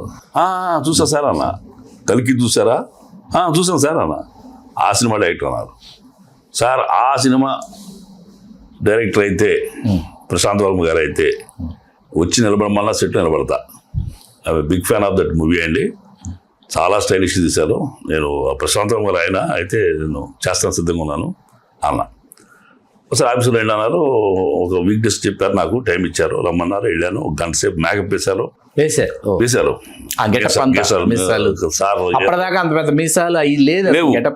లేవు. కళ్ళకి లెన్స్ పెట్టారు, ఐబ్రోస్, తలకి రంగులు వేసి గంట సేపు మేకప్ వేశారు. చిన్న వేషం అంటారు, ఇంత పెద్ద బిల్డప్ ఇస్తున్నారు ఏంటి అనుకున్నా. సరే ఆ వేషం అంటానిది ఏమో నువ్వు లైట్ ఇస్తున్నావు. మొత్తం చూశారు, డ్రెస్ కూడా వేశారు. చూసి ఓకే అండి, ఓకే సూపర్ అని అన్నాడు ఆయన ప్రశాంత్ వర్మ. సరే డైలాగ్ చెప్పంటారా అన్న. ఏం అక్కర్లేదు అన్నాడు. డైలాగ్ చెప్పను వద్దన్నాడు ఆయన. అడగాల్సినాడు వద్దన్నాడు. అయిపోయింది. మేకప్ అది తీసి, సార్ నేను మీ ఆ సినిమాకి బిగ్ ఫ్యాన్ అండి, మురళీశర్మ గారి పెర్ఫార్మెన్స్కి ఫిదా అయిపోయాను. నేను అలాంటి యాక్టింగ్ నేను చేయగలన డౌట్ కూడా వచ్చింది. చాలా గొప్ప సినిమా సార్, అసలు న్యూ వేవ్ మూవీ అది. నాకు అది ఊహించకుండా చేశారండి. చాలా క్లారిటీ ఇది ఉంది మీకు ఆ సినిమాకి నేను బిగ్ ఫ్యాన్. నేను మీ డైరెక్షన్ అంటే వచ్చి నిలబడితే సిద్ధంగా ఉన్నాను. చిన్న వేషం అన్నారు అన్న. చిన్న వేషం కాదండి, మీది పెద్ద వేషం. హీరోయిన్ ఫాదర్ అన్నాడు. హీరోయిన్ ఫాదర్ అమ్మ అంతసేపు మేకప్ వేస్తుంది తెలియదా మీకు? సార్ షూటింగ్ ఇప్పుడు స్టార్ట్ అవుతుంది సార్ అన్న. 65% అయిపోయిందండి. అయిపోయిందా? మీ పాత్రే మిగిలింది. ఇప్పటివరకు 16 మంది చూసాను నేను, ఎవరు నచ్చలా. చివరి హిందీకి వెళ్దాం అనుకుంటే విజయ్ గారు, కో డైరెక్టర్ విజయ్ గారు, మీ రంగస్థలం, మీ గద్దలగూడ గణేష్, మీ ఖైదీ ఫొటోస్ చూపించి డెఫినెట్గా ఇతను స్టేజ్ యాక్టరు, వాయిస్ బాగుంది, పర్సనాలిటీ ఉంది, చూద్దాం అంటే లాస్ట్ స్టేజ్కి మిమ్మల్ని తీసుకున్నాం. మీరు ఫిక్స్ అయ్యారు. త్వరలోనే మీకు షెడ్యూల్ ప్లాన్ చేస్తాము. మీ వర్కే, మీ చుట్టూ ఉండే సీన్లు తీయాల్సి ఉంది ఇప్పుడు ఇంకా అన్నారు. 4 రోజులు కొట్టేశారు. అట్లా ఇందులో ప్రమేయం ఉందండి, దైవం యొక్క కృప కాకపోతే. అంతే. ఇప్పుడు గద్దలకొండ గణేష్ కూడా వెరీ షార్ట్ స్పాన్ ఆఫ్ ఇది చిన్న సీను. ఒక్కసారిగా అది వరుణ్ రియాక్ట్ అయిపోయి కాళ్ళు నరికేసేటప్పటికి ఇంపాక్ట్ వేరే. అవును, ప్రేక్షకుడి మధ్యలో ఏంటంటే మీరు అక్కడ నిలిచిపోతారు. అవును, అది అప్పుడు నాకు అనిపించింది ఏంటంటే చిన్న పెద్ద వేషం కాదు, వేషాలు వేసుకుంటూ వెళ్ళాలి. నాకు ఇప్పుడు మాడగారు ఉన్నారు, అదంతా వద్ది ఇదంతా వద్ది. మన ముత్యాల ముగ్గు చెప్పగానే రాఘోపాల రెట్ట గుర్తొస్తారో, మాడగారు అంతా గుర్తొస్తారు ఆ సీన్ కాబట్టి ఆర్టిస్ట్కి చిన్న పెద్ద త్రోఅవుట్ సినిమా ఎవడు గుర్తురాడు, త్రోఅవుట్లోనే గుర్తురాడు. డైలాగ్ లేకుండాను మన ఫోకస్ లేకుండా స్వీట్ అండ్ షార్ట్గా మనకి ఒక సన్నివేశం ఉన్నా చాలు గుర్తుండిపోతాం. ఉప్పెన్లో వేషం దానికి రంగస్థలంలో చేసినదే ఉప్పెన్లో మీకు అవకాశానికి కారణం. అది కరెక్టే అండి ముచ్చిబాబు గారు. కానీ ఈ వేషం కాదని విన్నాను నేను. అవును కరెక్టే. అది ముందుగా అనుకుంది బస్సు డ్రైవర్ వేషమే. ఆయన ఫోన్ చేసి ముచ్చిబాబు గారు మీకు బస్సు డ్రైవింగ్ వచ్చా అని అడిగారు ఆయన. సార్ బస్సు లారీలు ఎవరు నేర్చుకుంటారండి నేను. అలా నేర్చుకుని మాకు అవసరం, మీ పాత్ర బస్సు డ్రైవింగ్ నడపాలన్నారు. సీరియస్గా తీసుకుని నేను చందన దాకా వెళ్ళి ఒక బస్సు డ్రైవర్ని పట్టుకుని అక్కడి నుంచి బీరంగూడ దాకా రైట్ అవ్వకుండా కండక్టర్లా పనిచేసి ఆ లాస్ట్ చైల్డ్ దిగిపోయిన స్టూడెంట్ దిగిపోయిన తర్వాత ఆ బస్సు డ్రైవర్ నాకు బస్సు ఇచ్చేవాడు. ఆ బీరంగూడ పొలంలో బస్సు నడుపుతూ ఉండేవాడిని. ఒక అరగంట సేపు నడిపి చాలు మరి ఎక్కువ లేట్ అయిపోద్ది అని చెప్పని బ్యాగ్ వచ్చేవాళ్ళం. అట్లా 1 రోజుల్లోనే నేను బస్సు నడపడం, అంటే కార్ డ్రైవింగ్ వచ్చు కాబట్టి, హెవీ వెహికల్ కదా ఇది, బస్సు వెహికల్. అట్లా మొత్తానికి చేసి చూపించా. తర్వాత డిస్కషన్ ఏమైందంటే గోవింద్ పాత్రకి వేరే ఆర్టిస్ట్ని అనుకోవటం, ఆయనకంటే మహేష్ ఉంటాడు, మహేష్ పర్సనాలిటీ డామినేట్ చేస్తామేమో. విజయ్ సేతుపతి గారు విజయ్ సేతుపతి గారు ఆయనకంటే height కనిపిస్తారు. లేదు ఇప్పుడు రంగస్థలంలో ఉన్నాడు, ఇదే హైట్తో ఉన్నాడు కదా, ఎక్కడ డామినేట్ చేశాడు అని రమేష్ గారు అని తర్వాత బుట్టబొమ్మ చేశాడు ఆయన. ఆయన గట్టిగా నన్ను సపోర్ట్ చేశాడు. నాగమహేషే ఆ పాత్రకి సూటబిలిటీ ఉంటుంది, కొంచెం ఆయన డౌన్ టు ఎర్త్ కాదు, సబ్మిసివ్గా ఉండే క్యారెక్టర్ పెట్టి బిహేవ్ చేస్తాడు. రంగస్థలంలో ఎక్కడ డామినేటింగ్ ఉండదు కదా, ఎప్పుడు మొహం నేల చూపించి వస్తాడు కదా, తాగుబోతులాగా మొహం చూపించే ప్రయత్నం కూడా చేయలేదు కదా. కాబట్టి నాకు నాగమహేష్ సూటబుల్ అని చెప్పి ఆయన అంటంతో మళ్ళీ మొత్తం యూనిట్ అంతా నాకు సపోర్టింగ్ అయ్యి ఆ వేషం, గోవింద్ వేషం నేను చేయడం జరిగింది. అసలు విజయ్ సేతుపతి గారు ఎలా ఉండేవారు సార్? ఆయన చాలా డౌన్ టు ఎర్త్ మనిషి అండి, చాలా ఫ్రెండ్లీగానే ఉండేవాడు ఆయన. అంటే సీరియస్ సైలెంట్గా ఉండి మా పరిచయం లేదు కాబట్టి సైలెంట్గా ఉండేవాడు. 2-3 రోజులు వేషం తర్వాత ఇక కొంచెం చూసి స్మైల్ చేయటం అది. ఒకానొక సందర్భంలో ఆయన నేను చేసిన దానికి ఇంప్రెస్ అయ్యి నాకు గట్టిగా స్ట్రాంగ్గా చెప్పాడు ఆయన. ఆ కూతురు కోసం వెయిట్ చేస్తుంటాము, బస్సు ఇంకా రాదు, టైం అయిపోతుంది అనే ఫీలింగు, ఆలవుతుంది, ఇంకా పిల్ల రాలేదనేది ఆందోళన. ఆయన చుట్ట తర్వాత సీరియస్గా ఆలోచిస్తుంటాడు. కూర్చున్న షాట్ సైలెంట్ షాట్, అది సైలెంట్గా పాప ఇంకా రాలేదు, ఆయన సీరియస్గా ఆలోచిస్తున్నాడు. ఈయనేమో ఆలోచిస్తున్నాడు టెన్షన్, పాప రాలేని టెన్షన్ మీది అని బుచ్చిబాబు గారు నారేట్ చేశాడు విషయాన్ని. చేస్తుంటే 3 టెన్షన్ వచ్చింది నాకు. అదేంటి, నాకు ఒకటేమో కూతురు ఇంకా పాప ఇంకా ఇంటికి రాలేదు, అదో టెన్షను. ఈయన నెక్స్ట్ తీసుకుపోయే విగ్రస్ యాక్షన్ ఎలా ఉంటుంది అనే ఒక ఆందోళనకరమైన ఆలోచన. వీటిని మించిన ఆలోచన ఇంకేమొచ్చిందంటే చుట్ట ఎంత బాగా కాలిపోయింది, యాష్ అయిపోయింది. అది ఏ క్షణమైనా రాలిపోద్దేమో ఈ చేతిలోంచి, ఆ పట్టమే పడుతుంది, మళ్ళీ షర్టు మార్చడం, ఉతకడం, చేయటం, మూడు కష్టం అవుతుంది. ఒక చిన్న మిస్టేక్ వల్ల, చిన్న ఇబ్బంది వల్ల, ఇబ్బంది వల్ల మళ్ళీ గంట సేపు టైం పోద్దేమో, ఎలా నేను అని చెప్పని అక్కడ చూస్తే యాస్ట్రీ ఉంది టేబుల్ మీద. ఆ యాస్ట్రీ తీసుకుని డైరెక్టర్ అని చెప్పి డైలాగ్ లేదు, అది లేదు, నేను ఇటు పెట్టి అయ్యా ఆ చుట్ట విదల్సిన అన్నట్టుగా అయ్యా అన్న. ఆయన కూడా చాలా స్పాంటనిటీ తోటి అటు తాగుతున్నాడు ఆయన. షార్ట్ కట్ అన్నాడు డైరెక్టర్ గారు. కట్ అనగానే టక్ నవ్వంగానే ఈయన ఒక బాంబు వేసినట్టు నా మీద, సార్ మీ పేరు అన్నా అన్నాడు. మహేష్ అండి, నాకు మహేష్ సార్ అన్న. Sir you know what to do but you're hesitating to do అన్నాడు. తెలబోయా, ఇంత సీరియస్ చెప్పాడు ఆయన. ఇది Sethupathi garu, you know what to do but you're hesitating to do అన్నాడు. సార్ నాకు అర్థం కాలేదన్న. ఇప్పుడు మీకు ఏం చేయాలో తెలుసు కదా, తెలుస్తుంది మీకు తెలుసు, బట్ మీరు ఓపెన్ అవ్వట్లా అన్నాడు. అంటే డైరెక్టర్ గారు చెప్పిన దాన్ని బట్టి వెళ్ళాలి కదా సార్. సార్ డైరెక్టర్స్ కొంతమంది చెప్తారు, they will put us in the shell. ఆ షెల్ బ్రేక్ చేసుకుని బయటకు వచ్చిన వాడే మెగాస్టార్ చిరంజీవి అవుతారు, ఒక రజనీకాంత్ అవుతారు అని నేను మీరట్ అయ్యాక సార్ బిస్కెట్ ఇవ్వద్దాను. నో, మీరు చేసేది చేసేయండి. Whatever you want to do, you do it. If it is suitable to the situation then you will accept it. అది తీసుకుంటారు. అదర్వైజ్ మహేష్ గారు చేయొద్దని చెప్తారు, వాట్ అంతే కదా. అంతే సార్ అన్న, మీరు తెలిసిన వాళ్ళు కాబట్టి చేసేయండి అన్నాడు. Okay sir, thank you sir అన్న. అట్లా గైడ్ చేశారండి. ఎక్సలెంట్. అట్లా దగ్గర అయ్యాను. అక్కడి నుంచి నేను అంటే అలుగుపోయారు. నాకు చనువు పెరిగింది. ఆయన దగ్గర సీన్స్ మొత్తం మీ ఇద్దరే కదా ఉంటారు. ఇద్దరు ఉంటాం. ఆయన నోరు తెలిసి పలికే పలుకు గోవిందు సీన్ లో మీరు ఉండాలి, మీరున్న సీన్ లో ఆయన ఉండాలి. అంతే, అంత ప్రాణం లాగానే ఆయన ప్రాణం లాగా. సెకండ్ హాఫ్ ఆ రైన్ అసలు సీ దగ్గర రైన్ పడుతుంటే తడిసిపోతా. అవును, ఇంటర్వెల్ బ్యాంక్ అసలు ఏంటండి సెకండ్ హాఫ్ ముందు ఇంటర్వెల్ బ్యాంక్ అండి, అసలు అది అద్భుతం కదా. అసలు సముద్రం ఆకాశం కలుస్తా అంటావరా, అలా తెలిసిపోయినా ఆకాశాలు అలా అందుకుంటాయ్యా. అప్పటికే డైరెక్టర్ చెప్పారు బుచ్చిబాబు గారు, మహేష్ గారు కొంచెం మీకు సిక్గా యాక్ట్ చేయండి, సిక్ అయినట్టు యాక్ట్ చేయండి అంటే చావు పెట్టుకున్నాడు ఆయన క్యారెక్టర్ చంపేద్దామని. సిక్ అయినట్టుగా మధ్య దగ్గుతూ ఉండండి అన్నాడు. అది దగ్గుతూ ఆ డైలాగ్ చెబుతూ చేసాం. చాలా నచ్చింది ఆయనకి. ఆయన అక్కడ స్పేస్ కూడా వెరీ చిన్నది, అక్కడ దాన్ని ఏమంటారు తెలియదు, జెట్ అంటారు ఏమంటారు, కానీ అది చిన్న స్పేసు. నా క్లోజ్ ఆయన డైలాగ్ నాకు క్లోజ్ ఎక్స్ప్రెషన్ చేస్తున్నప్పుడు కెమెరా పక్కన నాకు కూర్చున్నాడు ఆయన. షార్ట్ అయిపోగా నేను ఆయన డైలాగ్ పక్కన అసిస్టెంట్ చెబుతున్నాడు, నేను రియాక్షన్ చేస్తున్నా. గోవిందు అయ్యా కలుస్తూ ఉంటారా అనే డైలాగ్కి అలా తెగిసిపోయినా ఆకాశంలో అందుకుంటాయ్యా అని చేస్తుంటే ఆయన చూస్తున్నాడు. షార్ట్ అయిపోగానే Mahesh ji I love you, lovely expressions అని చెప్పని ఆయన good, very good very good అని చెప్పని ఆయన మెచ్చుకున్నాయండి. అదొకటి మెమరబుల్. తర్వాత మీకు అంత గుర్తింపు తెచ్చింది అఖండ. అఖండ నో డౌట్, అసలు నో డౌట్. ఓపెనింగ్ ఇంటర్వెల్ అసలు మామూలు విషయం కాదు. అఖండ 1 అసలు ఒక్కసారిగా మళ్ళీ ఇంకొక డైమెన్షన్ బ్యాక్ అయింది. అవును, మరో డైమెన్షన్ అది. డైమెన్షన్ అసలు బాలకృష్ణ గారు అసలు బోయపాటి అసలు ఆ కాంబినేషన్ ఎట్లా కుదిరింది మీరు వాళ్ళ కలయిక? యాక్చువల్గా బోయపాటి గారి దగ్గరికి నేను వెళదాం అనుకున్నప్పుడు నాని అనే ఒక ఆర్టిస్ట్ ఉన్నాడండి. నాకు బాబాయ్ అనిపిస్తాడు. అది ఉప్పెన్లో తెలిసిన వ్యక్తి. నాకు ఉప్పెన్లు కొట్టుకొచ్చినాడే బాగా దగ్గరయ్యాడు. దగ్గరైతే ఇట్లా నాని ఇట్లా బోయపాటి గారు కలుగుతుంది. ఆయనకి అంత సన్నిహితం నాకు తెలియదు.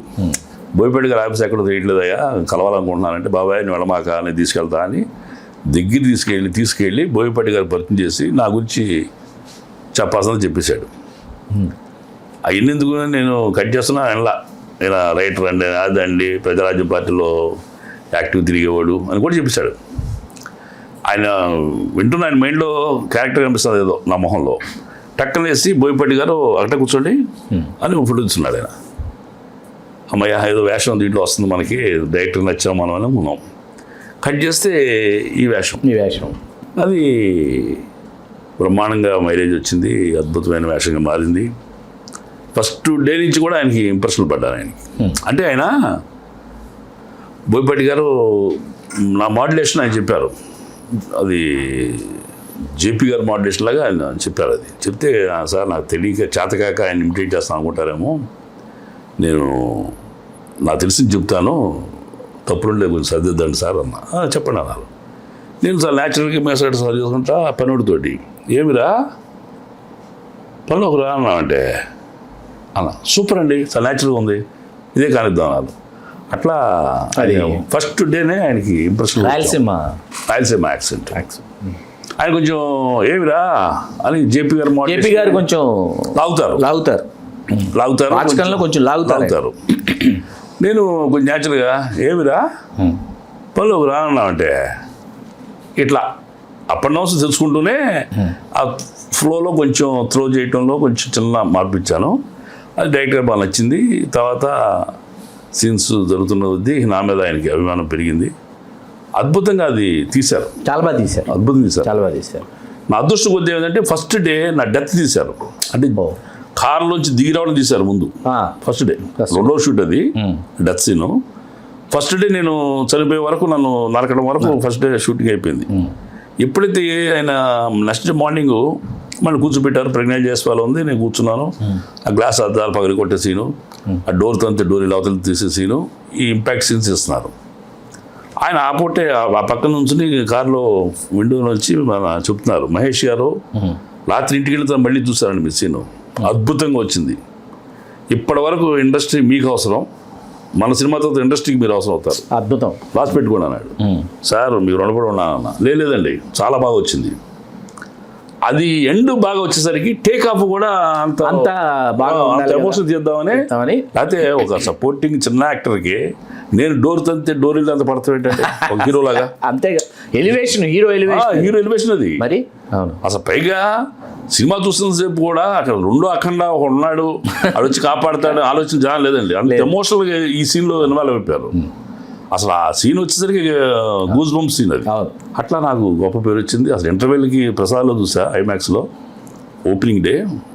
రాజమౌళి గారు కూడా వచ్చారు ఆ షోకి, 8 o'clock షోకి. చూస్తే బయటకు వచ్చిన జనాలు ఇచ్చిన అభినందనకి ఇంకొకటిగానే ఉన్న ఈ పెద్ద కొట్టి అన్నా ఏం చేసావని అంటే ఏడ్చేసాడు బర్రమని. అంత అన్ని అభినందనలు వెలువ. మన ప్రభు గారు వీళ్ళు కూడా అద్భుతం, బతికేసావు నువ్వు మహేష్, బతికేసావు నువ్వు, ఎగదీసావు సినిమాతో అంటాం, బతికేసావు అంటాం. అసలు నాకు ఏడుపు తట్టుకోలేనంత ఆనందం అయిపోయింది అక్కడ. పైగా మీరు ప్రారంభించిన తర్వాత ఖైదీ నెంబర్ 150 నుంచి మీకు వస్తున్న పాత్రలు కావచ్చు, అట్లాగే తండేల్లో శ్రీకాకుళం యాస, ఈ నెల్లూరు ఒకటి, రాయలసీమ ఒకటి, శ్రీకాకుళం ఒకటి, ఈ యాసలు మాట్లాడేటటువంటి మాండలికాలకు సంబంధించిన పాత్రలు మిమ్మల్ని వెతుక్కుంటూ వస్తున్నాయి. అది మీ అదృష్టం. పూర్తి స్థాయిలో శ్రీకాకుళం షెర్లాక్ హోమ్స్ అని ఆ సినిమాలో పూర్తిగా శ్రీకాకుళం వెన్నెల కిషోర్ లీడ్ రోల్, మా అబ్బాయి గాత్ర, నేను ఫాదర్ వేషం చేశాను.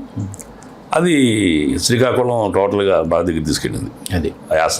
అంటే పోలిక సమంజసమైందో కాదో నాకు తెలియదు, కానీ నా మహేష్ గారు, కైకాల సత్యనారాయణ గారు లేరు, జయప్రకాష్ రెడ్డి గారు లేరు, అలా వాళ్ళ లేని లోటు మీరు తీర్చాలి. ఇప్పుడు పరిశ్రమ మీకు రుణపడి ఉంటుంది. అంటే అన్ని గొప్ప పాత్రల సృష్టి రచయితలు చేయాలి, దర్శకులు తీయాలి. ఇందాక మీరు స్వాతిలో కథలు రాశానన్నారు, నాకు పేరు గుర్తు రావట్లేదు. ఫలానా సరసమైన కథ మీరే కదా రాసింది? సరసమైన కథలు రాశారు కదలే, సరసం. ఎందుకంటే స్వాతిలో వేసుకున్న సరసమే కదా. బట్ మంచి సెంటిమెంట్ని సరసంలో దింపి అలా ముంచి, అంటే మిరపకాయని శనగబిల్లు పెట్టి మిర్చి బజ్జాలట్టుగా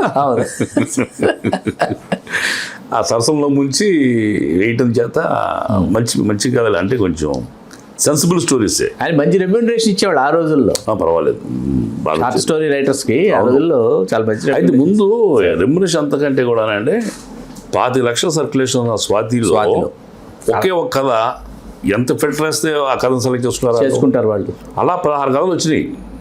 అది గర్వంగా చెప్పుకోవడానికి నేను చెప్పుకుంటా. 16 కథలు ఉన్నాయా? ఉన్నాయి. పుస్తకం మీ సహకారంతో మీతో మాట్లాడదాం అనుకున్నాం చూసి. తప్పకుండా అది ప్రింట్ చేయించాలని మా పిల్లలు కోరిక. తప్పకుండా చేయించు డాడీ. మనకి చివరికి మిగిలేదు బుచ్చిబాబు గారు. బుచ్చిబాబు గారు చెప్పినట్టు చివరికి మిగిలేదు అవే. లేకపోతే ఇప్పుడు శ్రీశ్రీ గారు గొప్ప పోయిట్రు ఆయన, ఈయన రాశాడండి ఆ పుస్తకం మహాప్రస్థానం, లేకపోతే ఆయన కవిత్వం మనకు అందుబాటుకు వస్తాయా? ప్రపంచం యొక్క పద్మవ్యూహం, కవిత్వం యొక్క తీరందాహం చదువు కదా. కాబట్టి రికార్డెడ్గా మనం బతకాలి అంటే, చచ్చిన తర్వాత బతకాలి, అక్షరాలు బతికిస్తాయి మనల్ని, అక్షరాలు నిక్షేపం బతికిస్తాయి. సందేహం. చేయబోతున్న సినిమాల గురించి మహేష్, చేయబోతున్న సినిమాలో ఇప్పుడు నాగార్జున గారిదే 100వ సినిమాలో మంచి వేషం చేస్తానండి. ఉప్పెన్లో గోవింద్ లాంటి పాత్ర, క్యారెక్టర్ పేరు కూడా గోవిందే. అది డామినేటింగ్ ఉండే ఒక సబార్డినేట్ క్యారెక్టరే. బట్ నాగార్జున గారి కాంబినేషన్ కొంచెం డాంబికమైన పాత్ర. ఓకే, అది చేస్తున్నా. నెక్స్ట్ చిన్న సినిమాలో రేంజ్ సినిమాలు అంటే నాగబంధం ఒకటి చేస్తున్నా. ఇప్పుడు నక్కి తినాలది నేను రెడీ, దాంట్లో కూడా ఇన్స్పెక్టర్ వేషం చేశాను. నాగబంధంలో ఒక ధర్మకర్త వేషం చేశాను. అట్లా సముద్ర గారి సినిమాలో. ఇంకోటి ఏమో పల్నాడు అని ఒక సినిమా వస్తుంది, ఆ సినిమాలో ఉన్నాయి. ఒక 6-7 సినిమాలో, చిన్న సినిమాల్లో కొంచెం ఇంపార్టెంట్ రోల్స్ చేస్తున్నాను. అటు చిరంజీవి గారితో చేశారు, రామ్ చరణ్తో చేశారు, వరుణ్తో చేశారు, వైష్ణవ్తో చేశారు. అసలు మొత్తం మెగా ఫ్యామిలీని ఆల్మోస్ట్ అందరినీ కవర్ చేసినట్టే, అందరినీ కవర్ చేసేసారు. ప్యూర్లీ ఒక పర్సనల్ క్వశ్చన్, చెప్పండి. మీ సక్సెస్ని మీ అర్థానికి చూసారా? సక్సెస్ అంటే సక్సెస్ని చూడలేదు, కానీ సినిమా మీద ఓన్లీ ఖైదీ నెంబర్ 150 సినిమా ఒకటి చూడగలిగిందండి ఆవిడ. ఒక్క సినిమా చూడగలిగింది? ఒక్క సినిమా చూసింది. ఓకే. ఏప్రిల్ 5వ తారీఖున ఫస్ట్ డే షూటింగ్ నాకు రంగస్థలం. 2017 ఏప్రిల్ 5వ తారీఖు నా డేట్ ఇచ్చారు. 4వ తారీఖు నైట్ ఇక్కడి నుంచి వెళ్ళాలి. రాజమండ్రి దగ్గర టేకూరు పోలవరం వెనక ఊరికి. 4th నైట్ బస్సు బుక్ చేశారు. ఆవిడ 1వ తారీఖు చనిపోయింది. చనిపోయిన బాధ కంటే ముందు ఈ గొప్ప అవకాశం వచ్చింది, దీన్ని మిస్ అయిపోతున్నామే, దీన్ని ఎలా కాపాడుకోవాలి. చనిపోయింది ఒక పక్క బాధ, ఇది తెలిస్తే ఎలాంటి పరిస్థితులు ఉంటాయి, అవకాశం కూడా పోతుంది అని చెప్పి ఇక ఒక పక్క పిల్లలు, 2 ఆడపిల్లలు, అప్పుడు 7 days 8 days వాళ్ళ అమ్మని చూసి హాస్పిటల్ కోమాలో ఉంది. అట్లా నేనే చూడలేను, మందు బిళ్ళలు ఇవ్వడం తప్ప ఇంకా చేయగలిగేది లేదు అని చెప్పని ఇప్పుడు పిల్లలకి ఎలా సమానం చెప్పాలి, చనిపోయింది ఎలా చెప్పాలి, చనిపోయింది ఎలా చనిపోవడం, నెక్స్ట్ జీవితం ఏంటి, అవకాశం ఏంటి, 100 రకాల సంఘర్షణలతోటి అతలాకుతలం అయిపోయానండి. 2వ తారీఖు కర్మకాండ చేశాను, నేనే దానం చేశాము. 3వ తారీఖు కృష్ణా గోదావరి కలిపి వచ్చా. ఆ నైటు మా మేనత్తలో అక్కయ్యలు నన్ను ఏరా ఒరే బుద్ధి లేనివాడా అని తిట్టగలిగిన వాళ్ళందరూ కూడా వెళ్ళొద్దనే, వేషానికి వెళ్ళొద్దు, 11వ రోజు కర్మ అయ్యేదానికి కదలొద్దు, నువ్వు పిచ్చి చేసలే మాక పిచ్చి పట్టింది ఏంటారు నీకు. మా మేనత్త చెడమడ వాయించింది. నేను మెంటల్గా ఫిక్స్ అయిపోయి ఉన్నా. 3 రోజుల్లో మానసికంగా ఫిక్స్ అయిపోయి ఉన్నా. ఇప్పుడు చనిపోయిన భార్యని తేలేను, ఈ అదృష్టం వదిలిపెట్టలేము. ఇది అద్భుతమైన అవకాశం. ఒక టాప్ స్టార్ అయిన సమంతకి ఫాదర్గా 2వ సినిమాకి రావటం అడగకుండా అదృష్టం కొద్ది వస్తే దానికి అడ్డు రావడం ఏంటి సమస్యలు? ఇది పరీక్ష నాకు. ఇది చిరంజీవి గారు చిన్న వేషం అంటే ఆయన ఆ వేషం ఏంటి? ఇవన్నీ ఎక్కడ జరిగే విషయాలు కావు. ఇలా జరుగుతున్నాయి అంటే భగవంతుడు నా డెస్టినీ సినిమా రాసి పెట్టాడు. వెళ్ళకపోతేట ఈ వాదనలో మా మనసులో అది ఆందోళన. నాకు మా అత్తయ్య గారు పొలిమేర ఇలిమేర అంటే మేనత్త చెప్పి, అత్తయ్య నువ్వు పొలిమేర నీకు మీరు మాట్లాడేదండి నేను అన్నాం, మీరు ఎవ్వరు నా డెసిషన్ మేకర్స్ గారు. కారు అంతే, మీ కోపం వెళ్ళిపోయింది ఇంట్లోంచి. నేను చెబుతున్నాను, వెళుతున్నా. ఇప్పుడు మీకు రామచరణ్ వాడు తెలియదు, రామచరణ్ సమంత కాంబినేషన్ క్రేజ్ తెలియదు, మీకు తెలీదు. సంబంధం మన సుకుమార్ గారు కెపాసిటీ మీకు తెలియదు, మైత్రి మూసి బ్యానర్ వ్యాలీ మీకు తెలియదు, సమంత ఫాదర్ నాకు వచ్చే రెప్యుటేషన్ మీకు తెలియదు, మీరు చెప్పే పొలిమేర కథ కూడా మీకు తెలియదు. ఇంత రేంజ్లో వాదించి మా నాతోటి మా అక్క వీళ్ళందరూ సైలెంట్. మీరు ఎక్కడైనా పొలిమేర దాటి చస్తారంటారు, చచ్చిన వాళ్ళ విషయం తెలుసా మీకు? అసలు పొలిమేర ఎందుకు దాటొద్దు అంటారో తెలుసా మీకు? అది మీరు అడిగారు, అది నేను రివీల్ చేస్తున్నా. మన రైటర్ సెన్స్ తెలిసింది, అది ఆడు రైటర్ పాయింట్ ఆఫ్ వ్యూలో ఈయన్ని కవర్ చేయడానికి ఆడు వచ్చాడు బయటికి. అని అన్నానే డైలాగ్ వేసేసి అందరికీ చూస్తున్నా, ఎవడన్నా చెప్తాడు దాన్ని నీట్ తీసుకున్నాను. ఎవరు చెప్పట్లా, అందులో ఈ రైటర్ గారు మేధావి ఈడే చెప్తాడు వింటున్నారు. ఎందుకంటే పెళ్ళం చచ్చిపోయిన బాధలోనో, తల్లి చనిపోయిన బాధలోనో, తండ్రి చనిపోయిన బాధలోనో ఒక బలహీన క్షణంలో వాడు ఏమన్నా సూసైడ్ చేసుకుంటాడనే భయంతో పొలిమేర దాటొద్దు అని ఒకటి పెట్టారు కండిషన్. అంతే తప్ప పొలిమేర దాటితే ఏం జరగదు. నేను వెళుతుంది చావటానికి కాదు, బతకటాకి, బ్రతికి చూపించడానికి. బతకటాకి అనాలే, అన్నారు. నేను బ్రతికి చూపించారు. బతకటాకే. అత్తాయి అసలు మీరు డెసిషన్ మేకర్స్ కాదమ్మా. మీరందరూ చెప్పినా నేను వెళ్ళిన తర్వాత మీరు చెప్పిందే జరిగింది అనుకో, చచ్చాననుకో నేను యాక్సిడెంట్ అయ్యి, నా పిల్లలు ఏమంటారు, రోగంతో మా అమ్మను, మూర్ఖత్వం మా నాన్న, వారం రోజులు చచ్చిపోయారు మాకు, అది జీవితకాలం వాళ్ళు బతికినంతకాలం నన్ను ద్వేషిస్తారు. నాకు వద్దు. ఈ నిర్ణయం మాది, మేము పంపిస్తే మా నాన్న వెళ్ళాడు, మా బతుకులు రాసిపెట్టుగా మా నాన్న చచ్చాడు అని అనుకుంటే వాళ్ళు ఫేస్ చేసేది వేరే రకంగా ఉంటుంది, కాన్సిక్వెన్సెస్. కాబట్టి మీరు ఎవరు డెసిషన్ మేకర్స్ కాదు. తల్లి మీరు చెప్పడమ్మా, ఈ పక్క కూతురు, ఈ పక్క తలిపేనక మా పెద్ద అమ్మాయి ఏడుస్తూ ఉన్నారు, మీరు చెప్పండి రా, మీరు వెళ్ళమంటే వెళ్తా. మీ ఇద్దరు ఏ ఒక్కడు వద్దన్నా ఆగిపోతా. ఎందుకు వద్దన్నా అనే ప్రశ్న ఎప్పుడు ఉత్పన్నం కాదు, ఎప్పుడు అడగను మిమ్మల్ని. నేను చెప్పి ఒకసారి వినండి. వింగ్స్ ఆఫ్ ఫైర్ అనే పుస్తకం ఉంది, కలాం గారు రాసింది. దాంట్లో ఒక చోట ఉంటుంది, మీరు ఒక అద్భుతమైన ఘన విద్య దేవుడు మీరు నెత్తిని పెట్టేటప్పుడు అది మీరు నిభాయించుకోగలరా లేదా అనే దానికి పరీక్షగా ఒక పెద్ద కష్టాన్ని ముందు పెడతాడు. ఆ కష్టాన్ని అధిగమిస్తే ఆ విజయాన్ని, ఘన విజయాన్ని మీకు అందిస్తాడు అని ఉంది. ఇప్పుడు అదే సంఘటన జరిగింది మనకి. భార్య కావాలా, భాగ్యం కావాలా అంటే నేను చెప్పేలోపే దేవుడు భార్యను తీసుకెళ్ళిపోయాడు. అమ్మ నేను తేలేను, ఈ భాగ్యం వదిలిపెట్టలేను, దేవుడు అని బతికిచ్చిందే మిమ్మల్ని బాగా చూసుకోమని, నాకేం జరగదు, ఇంతకు మించి ఆయన ఏం చేయలేడు. ఇంకా దేవుడు చేస్తాడు, ఇంకేం జరగదు. మనకు అన్యాయం న్యాయంగా అవకాశం ఇచ్చాడు. మీరు నమ్మండి నా మాట, ఇప్పుడు చెప్పండి నా మెంటల్ ప్రిపేర్ చేసి ఇప్పుడు చెప్పండి, వెళ్ళమంటారా వద్దంటారా? ఈ పక్క నుంచి పెద్ద పాప, ఈ పక్క చిన్న పాప చెరువు పక్క వాలిపోయి ఎల్లు డాడీ ఇచ్చారు వాళ్ళిద్దరు. ఎట్లా అతుకున్నా మీరు భయపడమాకండమ్మా, ఈ మాటలే పట్టించుకోమాకండి. నేను చెప్తున్నా మనకు విజయం చెందుతుంది. ఇంకో ఎగ్జాంపుల్ చెబుతున్నా మీకు. చిన్న వేషం ఉన్నాయా అంటే చిరంజీవి గారు అది గొప్ప వేషం ఇచ్చాడు. ప్రపంచంలో ఎక్కడ జరగదు. కొత్త మొహానికి మెగాస్టార్ని హ్యాండిల్ చేసే సీన్ రాదు. అసలు ఇంట్లో కూర్చుంటే సుకుమార్ గారు పిలిచాడు. ఈయన చిన్న వేషం ముందుకెళ్తే ఆయన సమంత ఫారం చేశాడు. ఒక గొప్ప హీరోయిన్కి తండ్రిగా అక్కడ రాదు. ఈ రెండు అప్రయత్నంగా వచ్చిన సంఘటనలో నా డెస్టినీ, నేను యాక్టర్నే, ధైర్యంగా ఉండండి, నేను తిరిగి వస్తా, పెద్ద యాక్టర్గానే బతుకుతా, నా లైఫ్ బాగుంటుంది, కాన్ఫిడెంట్గా ఉండండి, ఏడవద్దు, మీరు ధైర్యంగా ఉండాలమ్మా, ధైర్యంగా ఉండండి చెప్పి నేను కూడా ఏడుస్తా. బోర్మని ఏడిచి అందరూ సరైన అయిపోయారు. రుజువులు చూపించాం. వాళ్ళు చెప్పలేని కారణాన్ని మనం ఒడేసి ముద్ర వేసాం జనాలకి. పులిమేర దాటవద్దంటారు కారణం ఇదిరా అని. నేను బలహీనమైన మనుషులను కాదు, చాలా స్ట్రాంగెస్ట్ పర్సన్ అని కూడా చెప్పాం అక్కడే. అలా అందరి మాటకి అడిగించి అందరి ఆమోదంతో బయలుదేరాను. కానీ మనిషి అంటే వణుకుతున్నా భయంతో.